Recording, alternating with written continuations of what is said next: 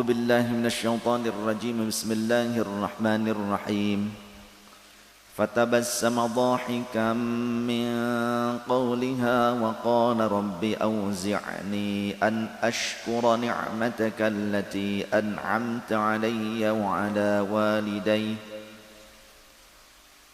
وعلى والدي وأن أعمل صالحا ترضاه وأدخلني برحمتك في عبادك الصالحين والله ورسوله أعلم بمراد ومعنى سورة النمل. وقال أيضا ووصينا الإنسان بوالديه إحسانا حملته أمه كرها ووضعته كرها وحمله وفصاله 30 شهرا حتى إذا بلغ أشده وبلغ 40 سنة قال رب أوزعني أن أشكر نعمتك التي أنعمت علي وعلى والدي وأن أعمل صالحا ترضاه وأصلح لي في ذريتي إني تبت إليك وإني من المسلمين صدق الله العظيم وصدق رسوله النبي الكريم على ذلك من الشاهدين والشاكرين والحمد لله رب العالمين. Di dalam Al-Quran terdapat rahasia-rahasia umur 40 tahun. Di dalam surah An-Naml ayat 19 Allah menghikayatkan tentang kejadian yang terjadi pada Nabiullah Sulaiman Ibn Dawud alaihimussalatu wassalam, di mana ketika Nabiullah Sulaiman alaihissalam dia melihat sekelompok semut yang menyaksikan lewatnya Nabi Sulaiman dan pasukannya. Semut tersebut lantas ada yang menyeru pimpinan semut tersebut kepada anak buahnya, kepada kaumnya, kepada semut-semut yang lain, ayo kita bersembunyi karena sungguhnya hamba Allah yang soleh akan lewat di dekat kita. Nabi Sulaiman mendengar ucapan semut itu tentu dengan izin Allah. Lantas fatabassama dhahikan fi min qawliha, ketika Nabi Sulaiman mendengar ucapan semut tersebut, Nabi Sulaiman tersenyum sampai tertawa. Fatabassama tersenyum, dhahikan sampai tertawa ada suaranya. Min qawliha karena mendengar ucapan semut tersebut. Wa qala dan akhirnya Nabi Sulaiman berdoa berkata kepada Allah tatkala Allah berikan kemampuan mendengar ucapan semut itu, di mana semut itu beriman kepada Nabi Sulaiman. Semut itu ternyata semut yang mengakui kedudukan Nabiullah Sulaiman, sehingga Nabi Sulaiman berdoa kepada Allah, Rabbi auzi'ni, ya Allah ilhamkan kepadaku, anugerahkan pengetahuan kepadaku, anugerahkan pengertian pemahaman kepadaku, an ashkura ni'mataka, agar aku mampu mensyukuri segala nikmat engkau, allati an'amta alayya, yang mana engkau telah anugerahkan nikmat itu kepadaku, wa ala walidayya, dan kepada kedua orang tuaku. Karena orang tua Nabi Sulaiman orang-orang yang bertakwa, ayahnya juga seorang nabi dan rasul, yakni Nabiullah Daud alaihissalam. Wa an a'mala salihan, dan agar aku mampu beramal soleh, tardahu dengan amal yang engkau ridha, wa adkhilni, dan masukkanlah aku ya Allah birahmatika fi ibadika shalihin, masukkan aku dengan rahmatmu, dengan anugerahmu, dengan pertolonganmu fi ibadika shalihin, ke dalam golongan hamba-hamba engkau yang soleh. Surah An-Naml.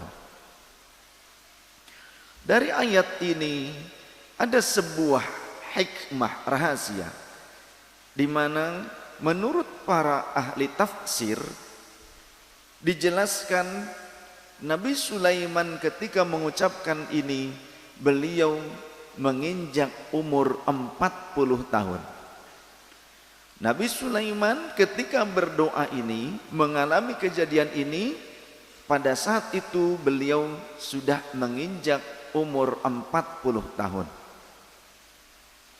Di saat umur 40 tahun itulah Allah Subhanahu wa ta'ala memberikan hikmah rahasia.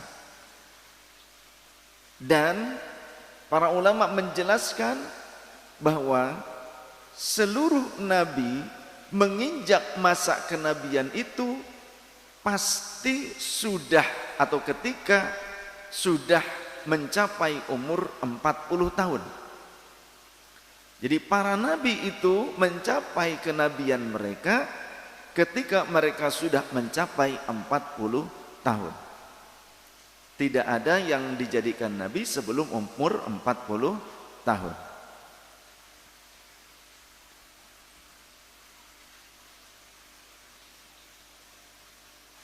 Sehingga pada saat Nabi Sulaiman mengerti bahwa Allah pada saat itu telah memberikan hikmah yang luas, hikmah yang mendalam.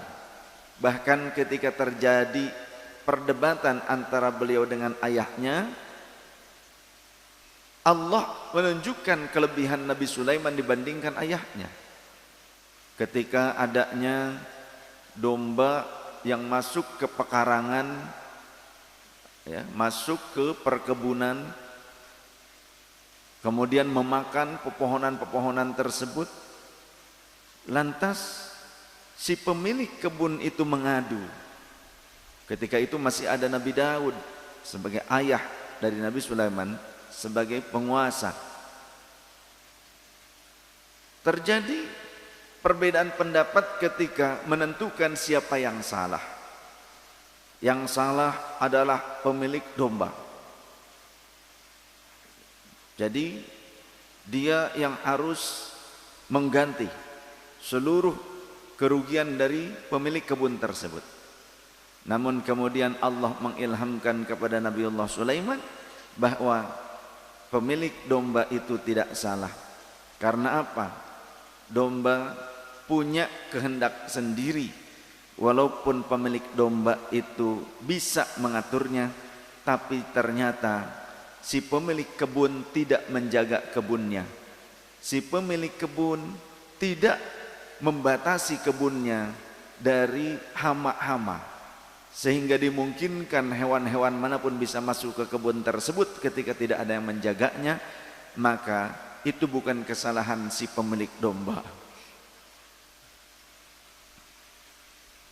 Jadi Nabi Sulaiman diberikan kelebihan oleh Allah Subhanahu wa ta'ala. Ketika Nabi Sulaiman menjumpai sekelompok semut yang ternyata Allah berikan kemampuan mukjizat kepada Nabi Sulaiman untuk mendengar dan mengerti akan bahasa semut, maka Nabi Sulaiman kemudian berdoa dengan doa yang tadi, wahai Tuhanku, ilhamkan kepadaku agar aku mampu bersyukur atas segala nikmat yang kau berikan kepada aku. Wa ala walidayya, dan juga yang kau berikan kepada orang tuaku, dan juga berikan aku ilham, pemahaman agar aku pun bisa mensyukuri nikmat yang telah diberikan melalui kedua orang tuaku pula. Wa an a'mala salihan, dan agar aku bisa beramal soleh, tardahu, yang dengannya engkau bisa menjadi ridha. Wa adkhilni birahmatika fi ibadika sholihin, dan masukkan aku dengan rahmatmu, dengan pertolonganmu ke dalam kelompok hamba-hambamu yang soleh. Artinya di umur 40 tahun selayaknya kita banyak berdoa kepada Allah agar kita menjadi hamba yang pandai bersyukur. Dan di umur 40 tahun itu pun kita harus banyak-banyak berdoa dan berzikir kepada Allah atas segala nikmat yang Allah berikan. Zikir itu sebagai bentuk syukur kepada Allah Subhanahu wa taala. Dan di umur 40 tahun itu pula selayaknya kita senantiasa meminta pertolongan kepada Allah agar Allah menjadikan kedua orang tua kita menjadi orang yang pandai bersyukur, dan Allah jadikan kita sebagai orang yang juga pandai bersyukur kepada orang tua kita. Selain kita bersyukur kepada Allah, selayaknya kita juga bersyukur kepada kedua orang tua kita. Kenapa? Karena kata baginda Rasul sallallahu alaihi wasallam, "Man lam yashkuril nasa lam yashkurillah." Siapa yang tidak mampu bersyukur kepada manusia, dia tidak akan mampu bersyukur kepada Allah Ta'ala. Man lam yashkuril qalila la yashkuril kathira. Siapa yang tak mampu mensyukuri nikmat yang kecil, dia tak akan mampu mensyukuri nikmat yang besar. Jika tak mampu mensyukuri nikmat yang sedikit, maka orang itu tidak akan mampu mensyukuri nikmat yang banyak. Oleh karenanya, sebaik-baik hamba adalah hamba yang pandai bersyukur. Apapun yang Allah berikan senantiasa ia syukuri. Juga kita harus bersyukur kepada sesama, terlebih dalam hal ini kepada kedua orang tua kita.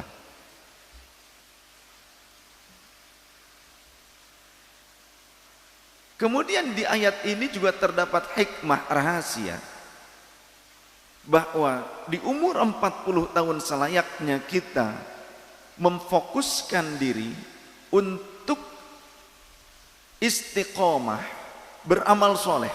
Wa an a'mala solihan tardahu.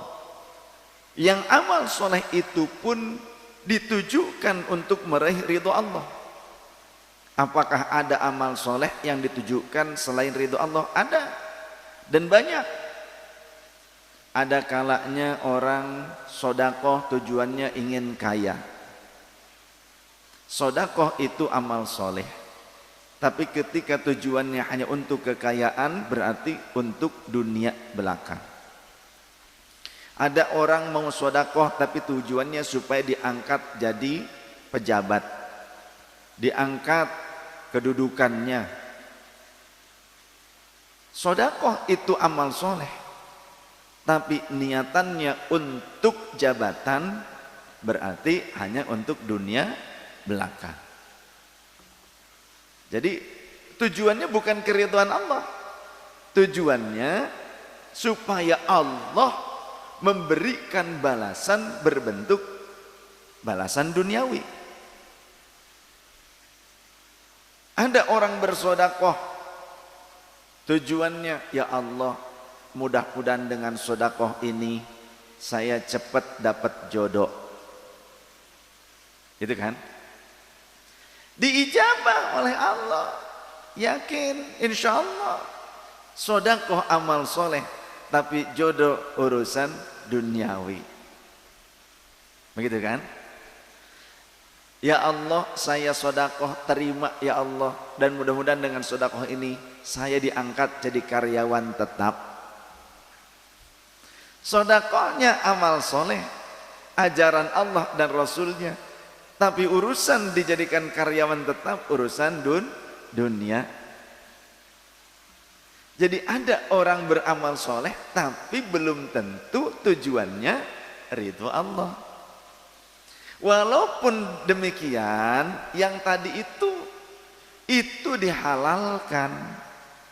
Kita sodako supaya jadi orang kaya, halal. Menurut syariat boleh. Ya, tapi kelasnya ya kelas hamba dunia. Sodakoh ingin naik jabatannya, halal, boleh, tapi kelasnya kelas hamba jabatan. Sodakoh ingin dapat jodoh halal boleh, ya tidak salah. Tapi ya kelasnya kelas budak cinta alias bucin, gitu kan? Cung yang bucin mana?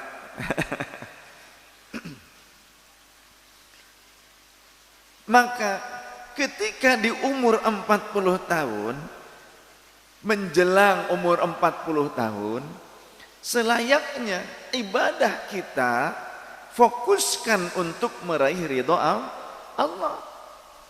Jangan terlalu ngoyok dengan dunia, walaupun kita boleh bekerja dan usaha untuk kemaslahatan dunia, tapi niatkan pencarian kita untuk meraih dunia itu hanya untuk bekal kemaslahatan menuju Allah, menuju keridhaan Allah. Saya mudah-mudahan di umur ini bisa mencapai jabatan tertentu yang aku niatkan untuk khidmat. Jika jabatan ini di pemerintahan, aku khidmatkan, aku benar-benar akan khidmatkan jabatanku untuk kerja demi rakyat dan bangsaku. Gitu kalau kita diberikan himmah, semangat untuk bisa mencapai sebuah jabatan, suatu kedudukan, contoh di pemerintahan. Tujuannya ingin khidmat kepada umat, kepada agama. Aku di umur ini, aku ingin menjadi seorang anggota dewan, legislatif atau eksekutif, yang tujuannya aku ingin amar ma'ruf, amrun bil ma'rufi wa nahyun anil munkar.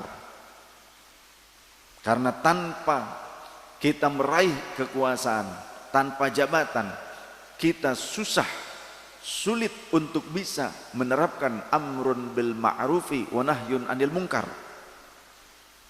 Ya. Kita cuap, lokalisasi tetap jalan. Kalau saya jadi penguasa, kalau saya jadi pejabat, maka saya akan rubah itu lokalisasi perjudian, lokalisasi prostitusi, dirubah menjadi pondok pesantren. Gitu kan? Kan ada yang begitu kan? Dirubah jadi Islamic Center. Itu karena apa? Karena siapa? Karena ada orang-orang yang memiliki jabatan, duduk di suatu jabatan pada kekuasaan, yang kemudian dia memiliki himmah, dia memiliki semangat yang baik, optimisme untuk bisa merubah hal-hal yang buruk dengan kekuasaannya menjadi baik. Coba kalau yang jadi penguasanya mafia-mafia, maling-maling, koruptor-koruptor, kita bagaimana? Rusak bangsa dan negara. Terus bagaimana bisa menerapkan atau mencetuskan sebuah hukuman mati untuk para koruptor jika tidak ada orang-orang yang baik maju, ya, ke ranah kekuasaan atau mengambil kekuasaan? Kan begitu kan? Maka ada kebijakan-kebijakan yang hanya bisa dilakukan oleh orang-orang yang memiliki kedudukan. Jadi boleh saja meraih kedudukan tersebut, tapi dengan cara yang baik dan benar, agar nanti saat bekerja pun dengan cara baik dan benar, tujuannya untuk kebaikan dan kebenaran. Tapi jika meraih jabatan tersebut diawali dengan cara suap, diawali dengan cara suap menyuap, dengan cara politik uang dan semacamnya, maka pada saat dia mendapatkan jabatan itu yang ada malah jadi garong, maling lebih banyak daripada apa yang telah ia keluarkan. Begitu. Yang ada bangsa ini rusak. Karena orang seperti itu ketika mendapatkan kedudukan, dia akan menjadi ancaman bagi banyak orang, bahkan bagi bangsa dan negara. Kemudian ketika seseorang memiliki himmah, semangat yang kuat, optimisme untuk menjadi pengusaha, di saat umur 40 tahun Jadilah pengusaha dengan himmah, dengan semangat juang untuk khidmat bermanfaat. Khairun nas anfa'uhum linnas. Sebaik-baik manusia adalah yang bermanfaat untuk sesama. Saya di umur ini harus sukses menjadi pengusaha. Karena apa? Saya ingin bermanfaat dengan hasil usaha saya. Saya ingin membiayai masjid, mushola, majelis, madrasah, dakwah-dakwah ulama-ulama yang tulus, yang istiqamah, ulama-ulama yang jujur, ulama-ulama yang soleh, ulama-ulama yang amanah. Aku ingin menolong, aku ingin membiayai. Kemudian dengan hasil usahaku atau dengan usaha yang aku dirikan, yang aku bangun, yang aku besarkan ini, mudah-mudahan aku bisa menampung orang-orang muslim untuk bisa bekerja. Aku bisa bermanfaat dan maslahat. Aku bisa membuka peluang bekerja, lapangan pekerjaan untuk banyak kaum muslimin yang mereka menanggung beban hidup keluarga, yang mereka memiliki keluarga yang harus dinafkahi. Maka semoga dengan usahaku ini yang aku besarkan, ya Allah, Kau ridho ya Allah, aku bisa bermanfaat, bisa menolong orang banyak yang butuh pekerjaan. Di saat tahun-tahun ini susah untuk bisa mendapatkan pekerjaan tetap di perusahaan-perusahaan asing, di pabrik-pabrik. Barangkali ketika aku membuat perusahaan ini, akan banyak orang-orang muslim yang mereka bekerja mencari nafkah yang halalan thayyiban. Dan di perusahaanku akan aku terapkan kebijakan. Ketika di perusahaan-perusahaan non muslim tidak ada kebijakan-kebijakan agar karyawan muslim ini lebih taat, maka akan aku terapkan kebijakan di perusahaanku. Sholat berjamaah atau sholat diutamakan. Di saat waktunya tiba sholat di awal waktu, maka aku terapkan aturan seluruh karyawanku harus sholat terlebih dahulu. Karena apa? Karena aku membangun perusahaan ini bukanlah semata-mata hanya untuk memberikan pekerjaan kepada mereka, tapi juga aku ingin mengajarkan kepada mereka bagaimana bersyukur kepada Allah. Yang terbaik adalah dengan mengamalkan kewajiban dari Allah Ta'ala. Kemudian aku juga akan mengajak karyawanku untuk mengaji. Jangan sampai dia bekerja hanya bekerja saja di perusahaanku, tapi dia tidak mau mengaji. Karena jika karyawanku kuajak mengaji, mesti dia akan lebih baik lagi pribadinya. Dia akan menjadi karyawan yang soleh dan teladan. Jika karyawanku soleh, dia tidak akan mencuri di perusahaanku. Jika karyawanku soleh, dia tidak akan berbuat curang di perusahaanku.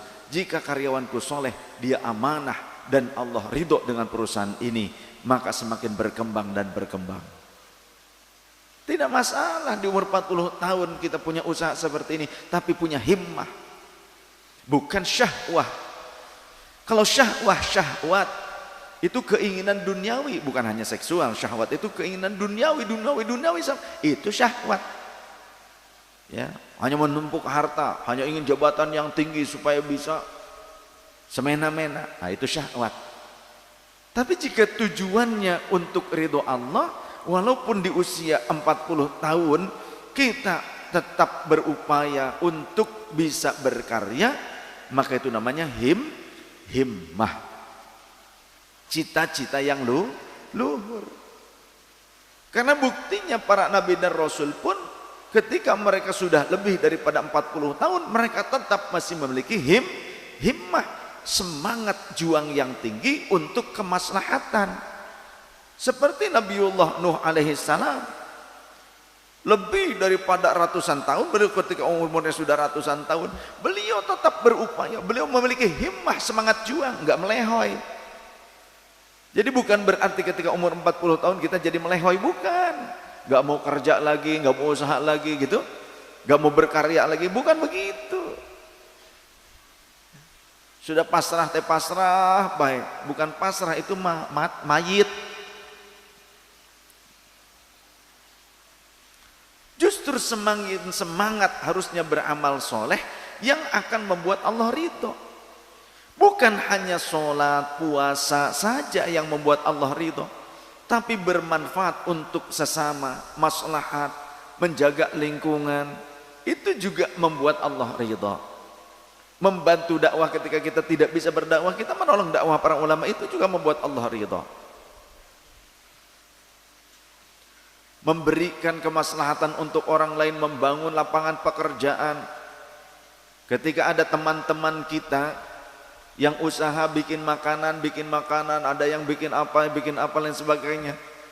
Kemudian kita rekrut, kita bangun sebuah jaringan di mana nanti teman-teman kita ada yang bikin risoles, ada yang bikin nasi uduk, ada yang bikin bala-bala, ada yang bikin agar, ada yang bikin kue macam. Itu kita ambil kan. Kita gabungkan kita bangun sebuah jaringan. Kita masukkan, kita pasarkan. Seperti itu maslahat namanya. Walaupun di umur 40 tahun kita punya manfaat untuk orang banyak. Jangan hanya di umur 40 tahun, oh saya nggak mau makan bala-bala lagi. Di umur 40 tahun, saya nggak mau makan makanan yang pedas-pedas lagi. Boleh kamu membatasi asupan makananmu, tapi jangan membatasi manfaatmu untuk sesama. Ada orang usahanya jualan bala-bala. Jangan begitu, bala-bala tuh nggak bagus loh. Itu ya, nanti orang kolesterol. Orang ini bikin bala-bala dan halal itu untuk apa? Untuk menyambung hidupnya dengan keluarga. Kita boleh nggak makan bala-bala, tapi jangan larang orang lain untuk jualan bala-bala, karena bala-bala secara syariat tidak dilarang. Ya. Karena tidak ada ayat wa harrama alaikumul bala-bala, nggak ada. Ya kan?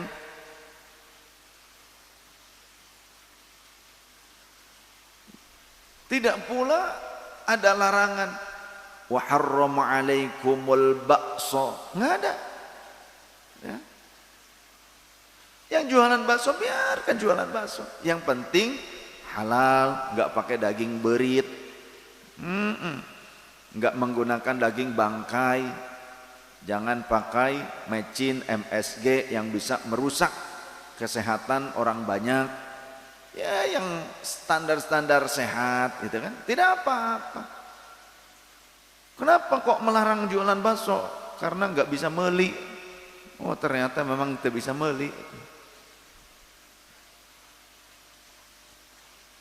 Wa adkhilni bi rahmatika fi ibadikas sholihin. Memang berupa doa dan masukkan aku dengan rahmatmu ke dalam kelompok hamba-hambamu yang soleh. Maksudnya kita meminta kepada Allah sambil berupaya agar di umur 40 tahun itu masuklah ke dalam komunitas-komunitas, kelompok-kelompok orang-orang soleh. Bertemanlah dengan orang-orang soleh. Mulailah bergaul dengan orang-orang soleh di umur 40 tahun itu.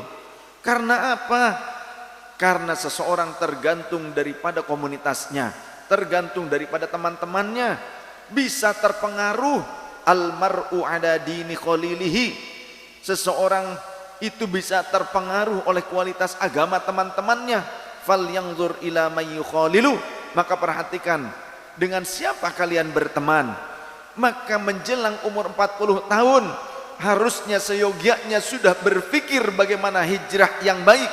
Bukan hijrah cuma labelnya saja, justru malah salah. Karena banyak orang yang berlabel hijrah tapi justru malah salah hijrahnya. Ya, bukan benar-benar mengikuti syariat. Yang ada syariat dibilang bid'ah, syariat dibilang syirik, syariat dibilang khurafat.